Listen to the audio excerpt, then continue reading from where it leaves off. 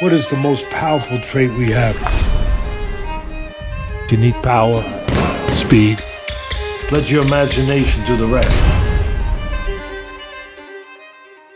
Undisputed, the Mexican Monster Pack out now. Boxing King Media, we're here right in the middle of Times Square outside the Hard Rock Cafe with Adam Smith. You've seen a lot, Adam, but I bet you've never been interviewed outside on Times Square at this location.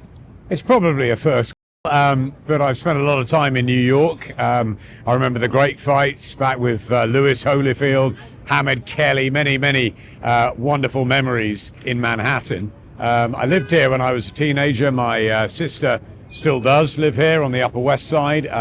So it's always a pleasure coming back to New York. It's a fighting city. It's a city that I've loved since I was a kid. And yeah, we just had some amazing memories. Madison Square Garden, of course, the main arena, the theater, and other places around New York as well, which have been iconic. Jimmy's Bar, Carragher's. We've seen many football and boxing events there. And just being around New York, it's a great city. It's got masses of boxing history, and I remember the likes of Burt Sugar with his big cigar, and Mike Katz and some of the old scribes sitting around the bars and chewing the fat about the great sport that is boxing. And it's wonderful having the Ring 3 magazine event here on Saturday night in a tennis centre. I love tennis as well. Up at the Louis Armstrong Centre in part of the US Open, which obviously the tennis major will be at the end of August, and Friday night in the Garden for Katie Taylor and Amanda Serrano Part 3 and the electric all-female card that MVP have put together. So it really is a great week to be in New York for this electric doubleheader. Indeed, you could not have put it any better than that, Adam.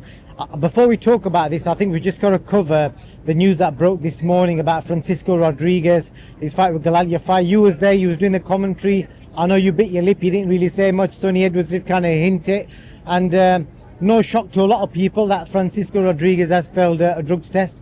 Obviously, we don't know what it is. It just says adverse findings, so we need to find out about that. But initial reaction to that result coming out? Well, again, initial reaction is always one of sadness and one of shock.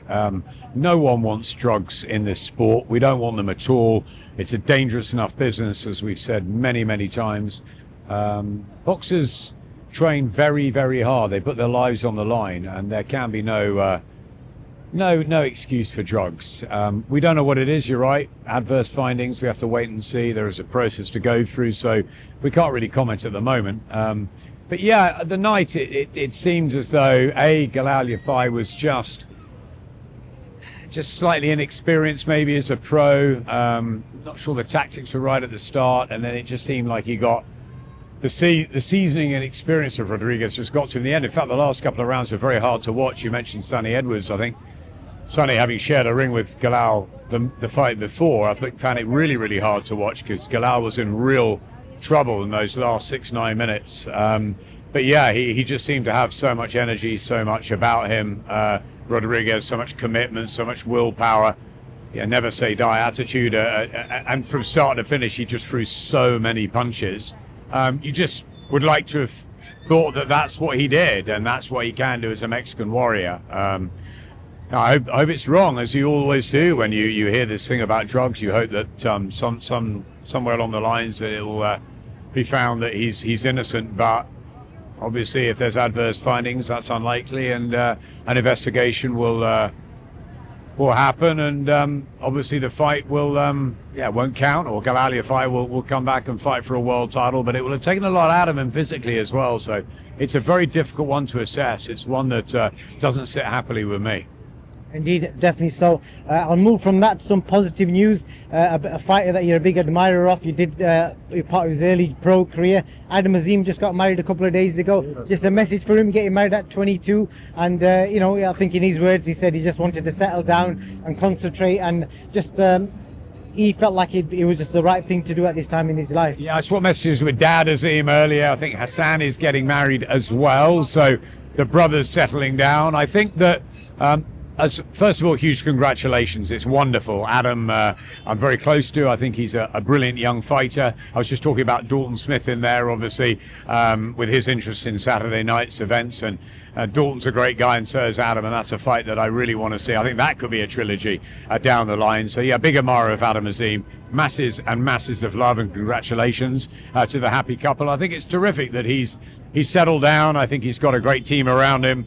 I think he's got a base that can take him to really big places in this sport. And I expect Adam to be lighting up Madison Square Garden, New York, here in America at some point in his career. But for now, yeah, fantastic news. And it's wonderful, yeah. And I've sent my congratulations. And I'm absolutely delighted for him and for the whole family. I think his wife's an actress. She's on a BBC show. So yeah, we'll have to see who's going to be more famous and how they kind of deal with the celebrity couple. Terrific. Yeah. Well, Adam's a lovely guy, so she's a very lucky lady. And boxing, let's just jump straight to it. Predictions. I want to know, what does Adam Smith think about BERLANGA SHEERAZ? We've seen BERLANGA putting a lot on Hamza SHEERAZ. He's putting the heat on him and basically trying to get him to fire back. And we saw a little bit from Hamza yesterday, pointing fingers. But what do you make of it, Adam? Look, I think these are two great events, first and foremost. I mean, Friday night, I cannot wait because Katie Taylor, I've known forever. Savannah Marshall, I mentored. Chantel Cameron, Ellie Scottney, Ramla Ali. I'm close to a lot of the female fighters, and I'm delighted that they've got this opportunity to light up the garden, particularly the Katie Amanda Serrano trilogy. They're giving us 20 rounds of some of the best action you could possibly get, and I think we'll get another absolute humdinger on Friday night. Saturday night, I think, is really intriguing. I think some of these matchups, BERLANGA SHEERAZ, Stevenson Zubaydah, I think they're fantastic, and I think they are pick 'em fights. William Zubaydah's undefeated. He's got this long record. He's a really tenacious Mexican, and I think he's going to give Shakur Stevenson a lot of trouble, a lot of heat, a lot of problems. But Shakur is so good on his feet. He's so sweet. His timing is so excellent. It could make him look really, really good on Saturday night. That's a terrific one. Obviously, a lot of British interest in Hamza SHEERAZ, one of the ambassadors for Riyadh season. Turki Al Sheikh absolutely adores Hamza. But he got it wrong, didn't he? Let's be honest, in Riyadh at middleweight. He was lucky to get away, I thought, with that draw. I think he comes back refreshed. He's joined up with Andy Lee. I think this is a really serious night for Hamza SHEERAZ. I spoke to him in there. He said he's absolutely ready to do a number on BERLANGA. He needs to. I think he'll be better at the weight. I think he'll be better under Andy. I think those instructions, I think he'll technically have a real... He'll have a real point to make on Saturday, and I think he needs to be guided by Andy bit by bit, as Andy does through round after round. But I think BERLANGA is a handful. He's a character. He's a natural super middleweight. He's got a lot of energy, pent-up energy, anger about Oscar De La Hoya, his home yard. He's talking about Serrano and him growing up together, the Puerto Ricans in New York. I think BERLANGA is going to put a lot on the line on Saturday night. I think this is his big moment as well after that defeat he had to Canelo. I think he knows he's got to win this. This is a must-win fight for the pair of them in front of His Excellency, in front of a big, big audience on DAZN, Ring 3 magazine show. I think it's a really interesting fight. I mean, I think Hamza is technically the better boxer, but BERLANGA is the more natural super middleweight, and he's got a lot of power. I think it's a great, great fight. I cannot wait for it. In 4 words, just drop me the names. Who's going to win? BERLANGA SHEERAZ, Stevenson Zubaydah, Savannah Marshall against Shadesa Green, which I think is a great fight stylistically, and obviously Katie Taylor Serrano. You don't need to give outcomes. Gut instinct. Who do you think pulls them off in all 4 fights? I'm not commentating on this, so I will lean towards fighters. I think all of them have potential of being, your 55, 45-year upsets. But I will go for, I think, on the Ring Magazine 3 card on Saturday night, I think Hamza SHEERAZ will find a way to win, probably on points. And I think that Shakur Stevenson will be a little bit too cute for William Zubaydah, but I really hope that's a fire fight, because I think Zubaydah could make that really interesting. On the Friday night, I think that Amanda Serrano won that second fight. I thought Katie nicked the first one, so for me it's 1-1, although Katie will vehemently argue she's won both. And I've known her forever, but I'm going to go against her for that second fight. I thought that Amanda nicked it. but I think you'll see the very best of Katie. She told me a few months ago that we haven't seen the best of her, which I think is incredibly surprising at the age of 39. I'm not sure whether we will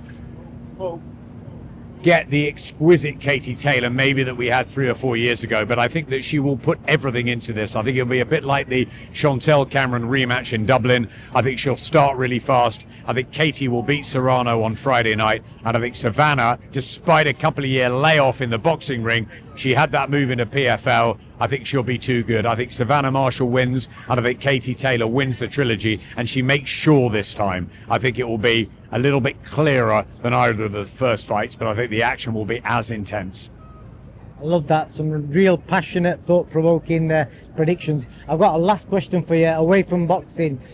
Obviously, as we're stood here, we can smell weed in the air. It's legalized in New York. What do you kind of make of the whole weed thing in America, where you can smoke it and you can buy it from shops, etc.? Obviously, it's not come to the UK yet. But what do you make of it? I'm probably the wrong person to ask. I wanted to ask you. Because I've never touched a drug in my life.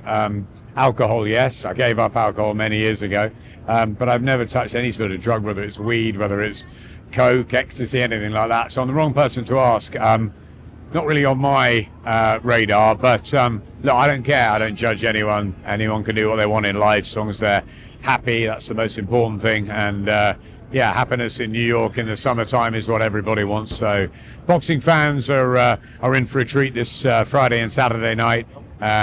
I'm going to push it down that avenue. People can live their lives. I've got a different perspective on life after my cancer, and that's to live every hour of every day and enjoy it. So I hope people do the same. I thought the most random question I could only ask Adam Smith. I never thought I'd get to ask you. Ask you about weed in New York. Why not, Adam? Something a bit different to wrap up with. But yeah, thank you very much. But it looks amazing. Everything's lit up.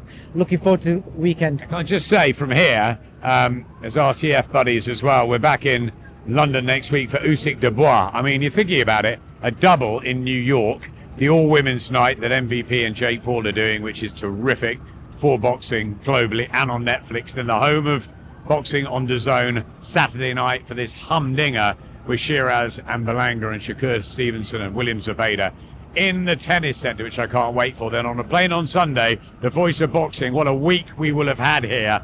And on Monday, it's back, and it's Usyk Dubois, the biggest fight night of the year in Britain. Undisputed treasure on the line, the rematch. Daniel Dubois got a better chance than he had 2 years ago. Alexander Usyk, in my mind, the pound-for-pound king. National Stadium of Wembley, from the mecca of boxing in Madison Square Garden through the Louis Armstrong Tennis Center in New York to Wembley Stadium. You and I are going to be there. 90,000 fans are as well. It's 10 minutes from my home. I might get to see the family. I mean, I better see them on Monday, otherwise they might not speak to me by Sunday next week. Indeed. Adam, thank you so much, and we'll see how the week goes. Thank you. The most powerful trait we have. You need power, speed. Let your imagination do the rest. Undisputed, the Mexican Monster Pack out now.